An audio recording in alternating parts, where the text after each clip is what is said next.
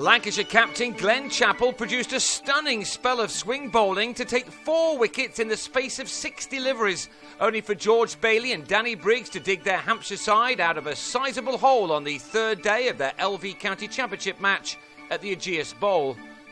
Rain had denied as much action on the 2nd day of this contest, with Hampshire now beginning the penultimate day on 7 for 1 in response to Lancashire's impressive 295, which had been made around Andrea Agathangalu's brilliant 121. Hampshire now needed someone to match the South Africans' efforts, and both Michael Carberry and Liam Dawson looked capable of doing that, as they almost batted through the entire morning session with few problems.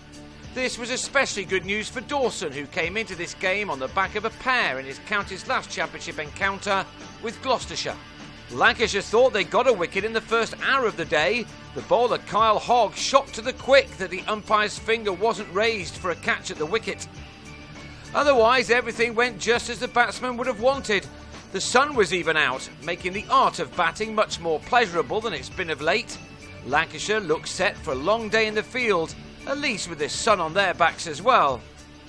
10 minutes prior to lunch, Dawson completed his second half century of the summer. It was a good one, which suggested that a big total was possible for his team. He'd required 101 deliveries to get there, and he'd found the boundary rope on 5 occasions. His partnership with Carberry was ended in the next over, as Chappell called on Simon Kerrigan, who had the batsman held down the leg side by Gareth Cross with just his 5th delivery to end the stand on 98. That let Lancashire go into lunch feeling a little better about life, and they came close to a second wicket in the final over of the session.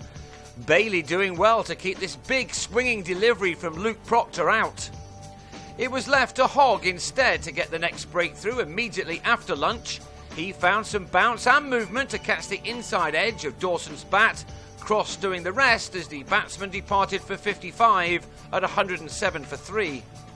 Bailey was then joined by James Vince, and this pair continued to bat their side into a good position with a further partnership of 31 in the next 9 overs. It was all fairly serene until Chappell produced an incredible spell to turn the game in his side's favour. Having gone 13 overs without success, he had Vince well held in the slips for 15. Before he finished off the over by finding some movement to bowl Sean Irvine for a duck, the batsman playing for outswing instead of inswing.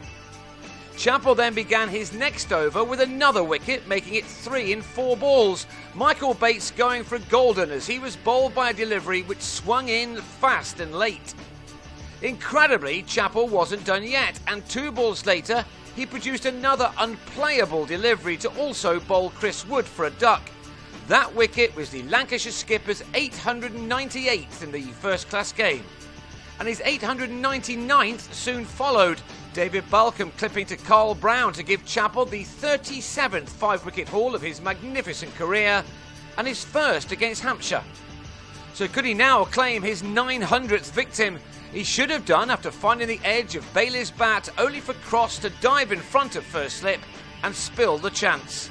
The big moment would have to wait for Chappell.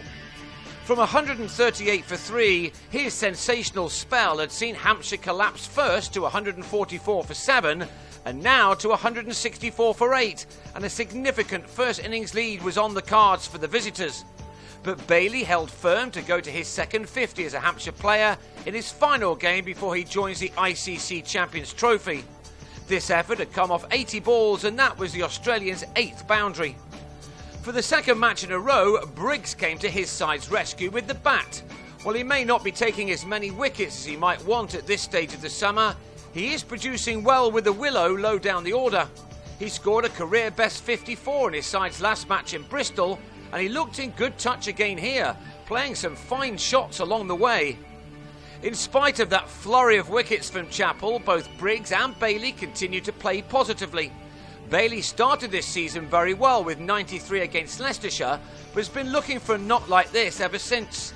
He and the number 10 closed the gap on Lancashire by adding an important 57 runs in 12 overs, taking the total to a more respectable 221, 74 behind. Briggs had contributed another very handy 31 runs when he finally edged Hogg behind. But then the last pair also added 37 more runs in the next 6 overs, with Bailey deciding to go for it, here driving Hogg back over his head for a maximum.